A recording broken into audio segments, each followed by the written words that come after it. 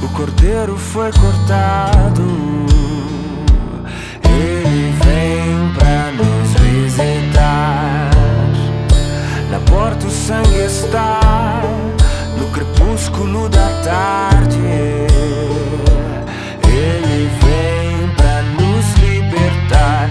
Todo escravo será livre, nenhum choro se ouvirá. Toda fome saciada, nossa voz ele ouviu. Não há Deus como nosso Deus, nossa força e canção. Grandes coisas ele fez, seu reino é pra sempre. Não há Deus como nosso Deus, nossa força e canção. Grandes coisas ele fez, seu reino é pra sempre.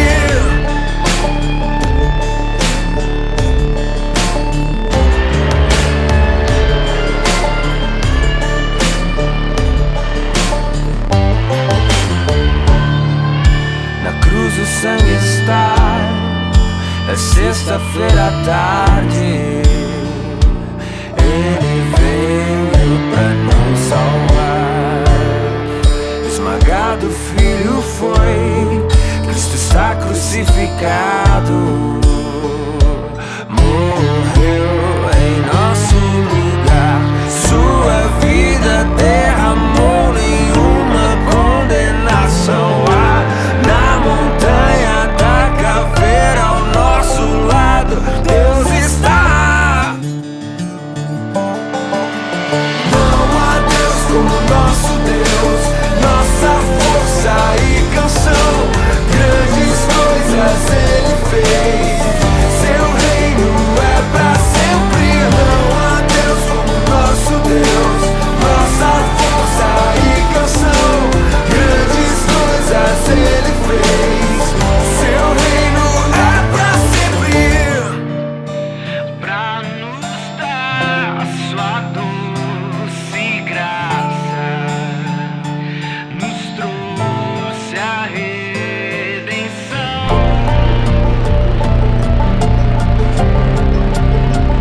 Não há mais razão pra chorar.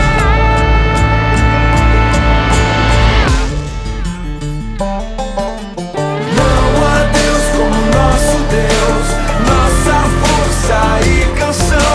Grandes coisas ele fez, seu reino é pra sempre. Não há Deus como nosso Deus, nossa força e canção.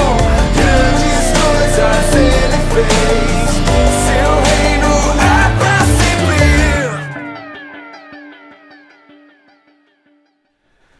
Bom dia, amados irmãos.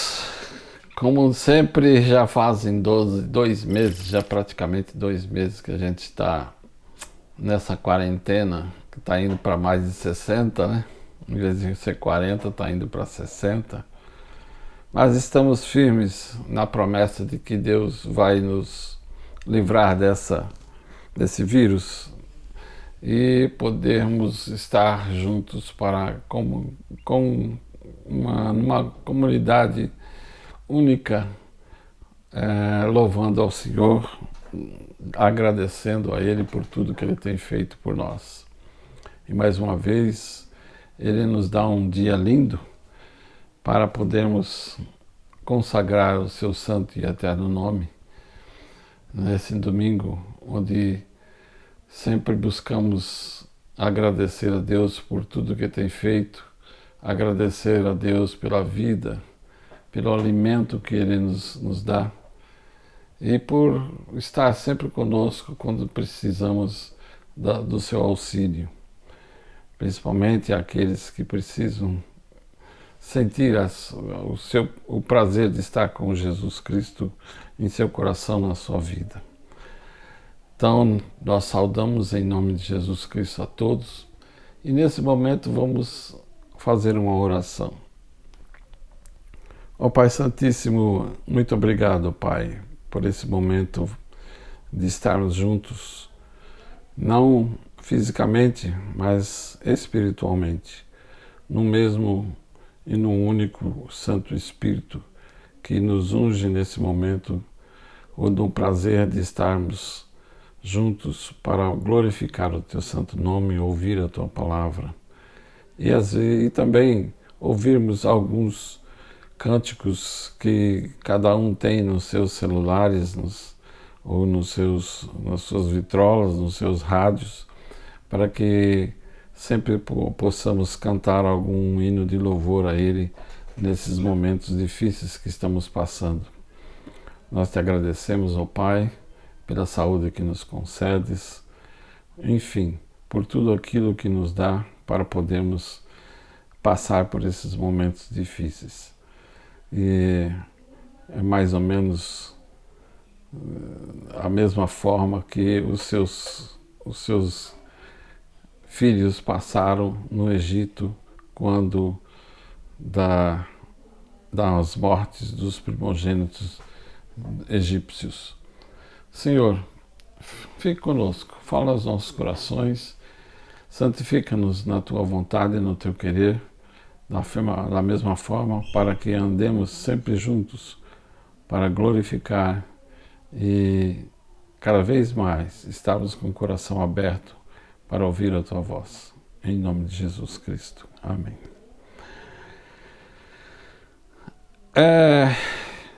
É muito difícil a gente estar falando diante de uma câmera. Eu gostaria de estar falando diante de uma plateia, diante de vocês. Então, sempre na minha mente, eu imagino nesse momento estar diante da igreja, vendo todo mundo sentado nos seus bancos, como é que a gente fala, os bancos prediletos, né? E fico imaginando vocês olhando para mim e eu olhando para vocês, no sentido de estarmos conectos juntamente com o Espírito de Deus para louvar ao Senhor. A palavra que eu vou falar hoje está lá em 1 Pedro, capítulo 1, dos versos 17 a 21. Então lá, 1 Pedro, capítulo 1, dos versos 17 a 21. Diz o seguinte: E se vocês invocam como Pai aquele que, sem parcialidade, julga segundo as obras de cada um, vivam em temor durante o tempo da peregrinação de vocês, sabendo que não foi mediante coisas perecíveis como prata ou ouro que vocês foram resgatados da vida inútil que seus pais lhe legaram, mas pelo precioso sangue de Cristo, como de um cordeiro, sem defeito e sem mácula. Ele foi conhecido antes da fundação do mundo, mas foi manifestado nesses últimos tempos em favor de vocês. Por meio dele, vocês creem em Deus, o qual o ressuscitou dentre os mortos e lhe deu glória, para que a fé e a esperança de vocês estejam em Deus. Evidentemente, quando nós lemos esse texto, Pedro aqui está exatamente enfatizando a santidade na vida. Não sei se vocês lembram, na semana passada eu falei em Atos, né, sobre duas gerações, a geração dos perversos e a geração dos filhos da luz. Então, Aí em Atos era Pedro chamando aqueles para a geração dos filhos da luz. Pedro estava chamando aquelas pessoas para Jesus Cristo. E quando Pedro estava chamando as pessoas para Jesus Cristo, ele estava dizendo: saia dessa geração perversa e vem para fora. Né? Um chamado para fora, como ele disse, para aqueles que estavam saindo fora das trevas para a luz do Espírito Santo, para a luz de Deus. Então, sair de uma posição e passar para outra. E também falei do nascimento de uma criança. Ele estava lá dentro da barriga da mãe e conhecia somente aquele mundo. E como ele conhecia somente aquele mundo, ele se agitava da forma que aquele mundinho mostrava para ele. E quando ele sai daquele mundo e vem para o nosso mundo exterior, ele vem para aprender. Então, quem é que vai fazer a lição de casa? São os próprios pais. São os pais que fazem ele andar, são os pais que fazem ele comer, são os pais que fazem ele aprender a ler. E assim por diante, vai na escola e começa a aprender muita coisa e começa a viver a vida que esse mundo nos dá. Da mesma forma, quando nós passamos da vida das trevas para os filhos da luz, nós temos que aprender o que Deus quer da nossa vida, e não o que nós queremos para satisfazer a Deus. Ao contrário, o que Deus quer, o que Ele quer que eu faça para realizar a sua missão. Então, muita gente pensa em fazer coisas dentro da igreja para satisfazer a Deus. Não, isso não é possível. Tem que ser ao contrário. Você tem que estar atento e saber ouvir a voz de Deus, a voz de Jesus Cristo, a voz do Espírito Santo na sua vida, para que você possa realmente realizar aquilo que Deus quer que você realize. Então, é uma diferença muito grande. E para isso, nós temos que aprender a viver em santidade. Então, quando Pedro fala lá no texto: e se vocês invocam como Pai aquele que sem parcialidade julga segundo as obras de cada um, vivam em temor durante o tempo da peregrinação de vocês. Quer dizer, viver em temor. Invoco como Pai. Aí que ele fala: se vocês invocam como Pai aquele que sem parcialidade a julga, ou seja, esse Pai que é Deus, não é um Pai só, um Pai de amor, que está ali presente para auxiliá-lo, para sempre te ajudar a fazer as coisas, mas é um Pai que também julga, né? Julga segundo as obras de cada um. O Pai, ele não é só Pai, ele é juiz. E se ele é juiz, ele vai julgar as suas obras. Ele vai julgar aquilo que ele pediu para você fazer e você não fez. Ou ele vai julgar aquilo que você pediu e você fez. Né? Mas ele também fala assim: e vivam em temor durante o tempo da peregrinação de vocês. Esse viver em temor, é claro, todo mundo sabe, não é viver em terror. Viver em terror uma pessoa viver em terror não dá. Se ela sempre viver em terror, ela sempre vai estar com medo de alguma coisa. Qualquer barulhinho no ouvido dela, ou do lado, ou dos cantos, ela vai se aterrorizar. Mas no caso aqui, eles não querem que você viva em terror. É a mesma coisa com o pai e com o filho. O pai nunca quer que seu filho tenha o pai como uma pessoa que o aterroriza, mas um pai como uma pessoa que o ame. Mas ao mesmo tempo, esse pai quer que esse menino ele tenha respeito pelo pai. E esse temor é ter respeito, né? Que ele define no Antigo Testamento a obediência, a confiança, a entrega de Deus durante o tempo que ele estiver vivendo nessa terra. E naquele caso, ele estava falando das pessoas que estavam ali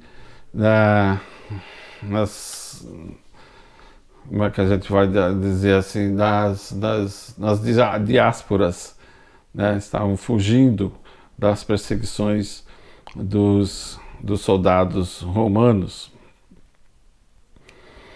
Então Deus fala, e no verso 18 ele diz assim: sabendo que não foi mediante coisas perecíveis como prata ou ouro que vocês foram resgatados da vida inútil de seus pais, que seus pais lhe legaram. Resgatar. A palavra resgatar aqui, ela tem um sentido um sentido profano que ele colocou ali para designar a libertação de uma pessoa. Nesse caso, quando eles falam na palavra resgatar, ele está falando da pessoa nomeada como um escravo. Quando você resgata um escravo, você resgata mediante um pagamento, né, de uma certa quantia, né? No Antigo Testamento, no entanto, o verbo é usado para designar a libertação levada a cabo pelo Senhor em favor do seu povo, né? No caso, foi no cativeiro do egípcio, no exílio do babilônico e agora no pecado, né? Foi no pecado. Em algumas passagens assume o sentido também, esse verbo resgatar, assume o sentido de adquirir, está implícito na ideia de redenção. O Senhor resgata Israel para que ele passe a ser um povo de Deus, ou seja, ele resgata a sua vida tirando do reino das trevas para o reino da luz, para que você agora pertença ao povo, ao seu povo, ao povo de Deus, à tribo da sua herança. Dizer que Deus resgata, contudo, não significa acentuar a ideia de um pagamento. Deus não paga nenhuma soma para resgatar o seu povo, mas significa acentuar a questão da libertação. Deus, no seu amor, liberta Israel da escravidão e do pecado e faz dele um povo consagrado ao seu serviço. É nesse ambiente que devemos entender a afirmação da primeira carta de Pedro.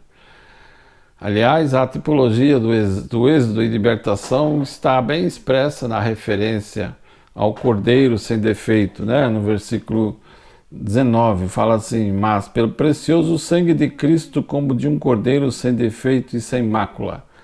Vocês lembram que no Antigo Testamento, quando Moisés pede ao povo que pegue um cordeiro sem defeito e do seu sangue passe nas portas. Pega um cordeiro perfeito e no seu sangue passe entre as portas, para que o anjo da morte passe direto pelas portas e vá para o outro lado. Da mesma forma, nós estamos aqui encarcerados na nossa casa, nas suas casas também. Então, o que nós devemos fazer? Que o sangue do Cordeiro esteja sobre esta casa, para que nenhum mal venha acontecer sobre as nossas vidas, para que esse coronavírus não venha, né, impactar nas nossas vidas e possamos nos livrar desse vírus, para que, juntos com Cristo, possamos levar a palavra de Deus adiante. Ou seja, a questão é essa: Deus amou de tal forma os homens que enviou ao mundo o próprio Filho, né? O Cordeiro da libertação, com uma proposta de salvação e de vida nova para o povo de Deus. O cristão é, pois, convidado a contemplar o plano da salvação que Deus quer concretizar em favor do homem que leva Jesus a morrer na cruz, constando a grandeza do amor de Deus e sua vontade salvífica. o homem aceita renascer para uma vida nova e santa. Dessa forma nascerá um povo novo, consagrado ao serviço de Deus. O que leva a pensar é que nós estamos aqui encarcerados nessa quarentena exigida pelos nossos governos. Mas ao mesmo tempo nós temos que pensar que Deus quer que nós estejamos cada vez mais ouvindo a sua palavra, meditando na sua palavra, podendo cantar alguns hinos de louvor a Ele em nossa casa, no banheiro, em qualquer lugar da dependência da nossa casa, para que possamos realmente realizar, estar cada vez mais junto a Ele.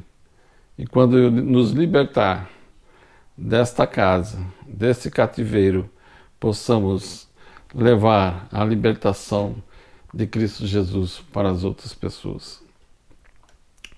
O que faz refletir esse texto? Ele nos convida a contemplar o imenso amor de Deus pelos homens, né? Esse amor traduziu-se no envio do próprio Filho, Jesus Cristo, como uma proposta de salvação. Da fidelidade do Filho ao projeto do Pai, que resultou o seu confronto com o egoísmo e o pecado e a morte na cruz. Não há maior expressão de amor do que entregar a vida em favor de alguém. E é dessa forma que Deus nos ama. Temos consciência disso?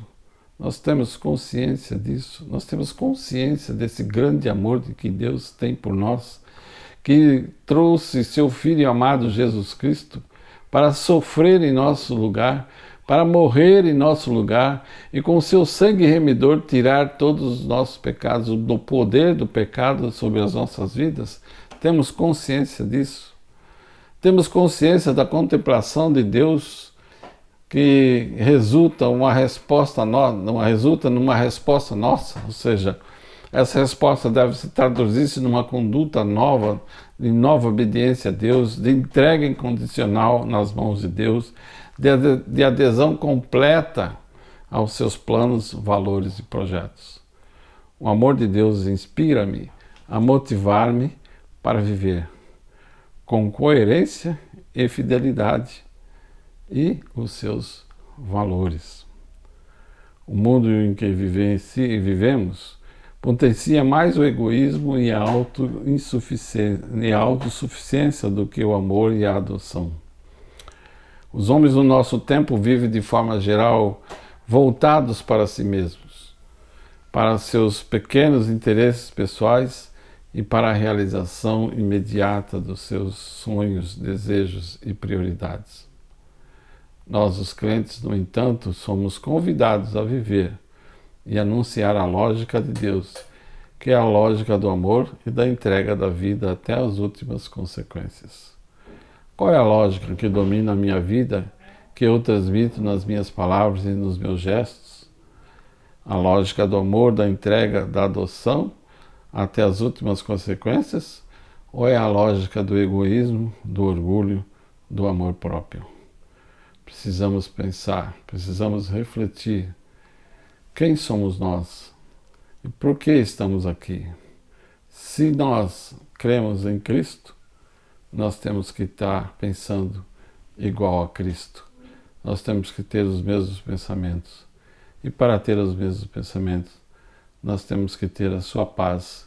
Nós temos que ter o Evangelho de Cristo nas nossas vidas, praticando diariamente, porque somente com a prática do Evangelho é que podemos viver aquilo que Deus quer na nossa vida.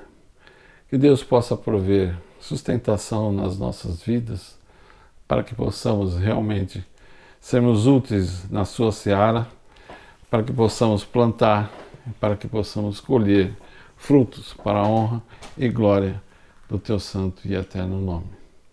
Vamos orar. Grande Pai Celestial, Tu falasses nos nossos corações, Tu colocasses essas questões em nossas vidas espirituais para que possamos enxergar se realmente estamos andando segundo o Teu querer, segundo a Tua vontade. se o meu comportamento para com o meu próximo, para com minha mulher, para com o marido, para com o filho, para com a filha, para com os parentes, estão sendo de acordo com a tua vontade e com o teu querer. Se não, nós temos que prever isso e fazer com que todas essas coisas más sejam erradicadas da nossa vida e que o sangue do Cordeiro esteja nos protegendo desse mal. Muito obrigado por tudo, ó Deus, pelo teu amor, pelo teu carinho. E que a paz de nosso Senhor Jesus Cristo, do amor de Deus, nosso Pai, e as consolações do Espírito Santo estejam sobre todos nós, hoje e para todos sempre. Amém e amém.